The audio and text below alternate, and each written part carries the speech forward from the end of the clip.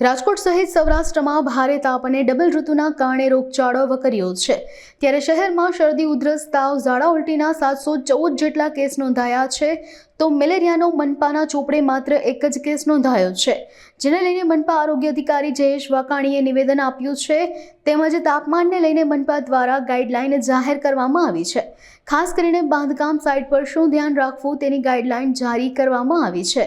જી ખાસ કરીને વાત કરીએ તો રાજકોટ મહાનગરની વિસ્તારની અંદર જે આરોગ્ય કેન્દ્ર છે ઉપરાંત પીડીયુ પેકેજ ખાતે નોંધાતા IHIPના આંકડા જોવા જઈએ તો એ મુજબ જોવા જઈએ તો ગત સપ્તાહે કન્ફર્મ મેલેરિયાનો એક કેસ, જ્યારે ડેન્ગ્યુ, ચિકનગુનિયાના કોઈ પણ કન્ફર્મ કેસ નોંધાયેલા નથી। આ ઉપરાંત જોવા જઈએ તો શરદી, ઉધરસ, તાવના 316 અને તાવના 317 કેસ ઉપરાંત જે છે ઝાડા ઉલટીના 78 અને ટાઇફોઇડના એક ઉપરાંત જે છે એ ઝેરી કમળાનો તાવ જે છે એના 2 કેસ છે એ ગત સપ્તાહે નોંધાયેલા છે।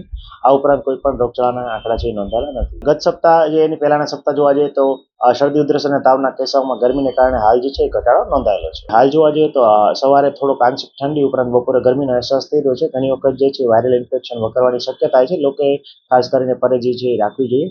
બહારનું જે ભોજન ઉપરાંત પાણી જે છે ઉકાળીને પીવું, બહારનું ભોજન આરોગ્યની ઉપરાંત ખાસ કરીને શરદી, ઉધરસ અને તાવ જેવા કોઈ પણ લક્ષણ જણાય તો વહેલી તકે આરોગ્ય કેન્દ્ર ઉપર પહોંચીને દવા લેવી હિતાવહ કહી શકાય।